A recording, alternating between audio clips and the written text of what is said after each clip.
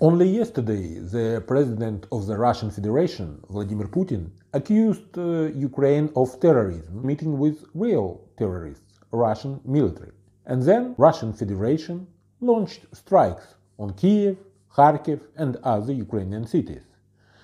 The audacity of the Russian aggression was so great that they even destroyed the entire street in their own town. However, I believe they did not evoke any special emotion in them. If it is necessary to achieve certain goals, Russians are willing to bomb and shell their own territory. We know this well. Now, Russian propagandists will talk about how Putin is actually avenging Ukrainians for Belgorod. But the question arises, what about all the other criminal attacks from the Russian Federation's side? What they were avenging exactly? What did Putin retaliate against Ukraine for, say, on February 24, 2022, when no one even thought that Russian cities could be under drone attacks? Of course, we understand what Putin was avenging Ukraine for. Why is he trying to destroy Ukrainian cities? It's because Ukraine exists, and Ukrainians want to fight for the sovereignty and independence of their state.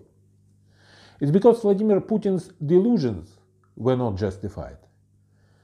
He believed that in just a few days he would destroy the state he hated and create conditions for annexing a large part of its territory to the Russian Federation.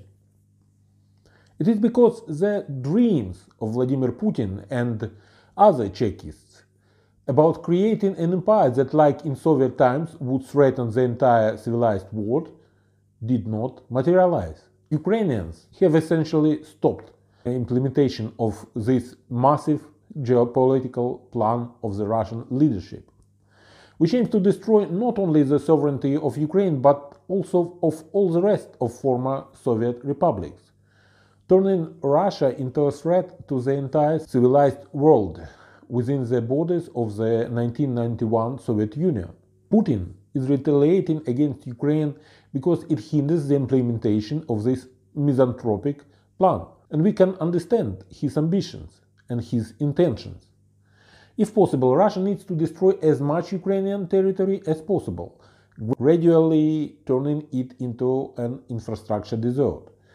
The goal is to ensure that as many Ukrainians as possible die in the war with the Russian army. To achieve this, Putin mobilized more and more of his compatriots for this bloody war, creating conditions for more and more Ukrainians to leave their own country, thus freeing up space for Russian citizens who will be resettled on the vacated land after the Russian army finally occupies all of Ukraine. This is the purpose of Putin's war of attrition, which replaced blitzkrieg plan of the Russian president and his associates. After one fiasco, Putin obviously wants to experience another one, but much more drawn out over time. Unlike blitzkrieg, which took only a few weeks, we understand that a war of attrition is a war for years to come. To prevent it from ending in a catastrophe for Ukraine, it must be a mutual war of attrition, a war on both sides. We must think not about how to calm Russian President Vladimir Putin down, as it is impossible to calm him. He is already absolutely calm and cold-blooded and continues to implement his plans to exterminate the country he hates. We must think about strengthening our own air defense systems, understanding that such attacks will become a part of life in Ukrainian cities, possibly for many years of this war of attrition. The less opportunity Vladimir Putin has to strike targets and terrorize Ukrainian citizens with his drones and drones supplied from Iran and other terrorist countries, the sooner Russia will realize that a war of attrition leads to rather unpleasant results for itself. And of course, we need to create conditions for our own missile production and the production of our own drones. As I said, the war of attrition must be mutual. We must witness drones attacking military objects in the cities of Russian Federation itself, the destruction of the aggressor's infrastructure, the Belgorod region. We can talk about certain consequences of the war. But Russia is a state essentially oriented towards Moscow.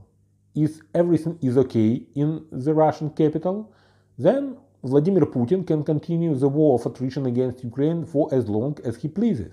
The majority of the Russian citizens will believe that this war does not concern them, and that they cannot influence the decision of their government, even if they consider it necessary to stop military action on Ukrainian territory.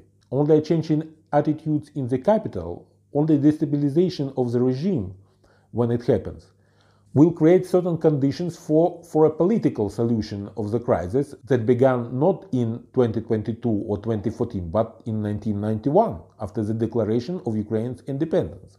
It is exactly when Moscow decided that sooner or later they would bring back the former Soviet republics to where they belong, into new Soviet Union or new Russian Empire. Russia needs to abandon these ambitions once and for all. And only then will we consider the independence of Ukraine, as well as other former Soviet republics, as a fact in the world's history. Until that moment, our statehood and our security will be under the eternal threat of an attack by the former metropolis, the majority of whose citizens are confident in the justice of their imperialistic and chauvinistic ambitions. Thank you for watching, and Slava Ukraini!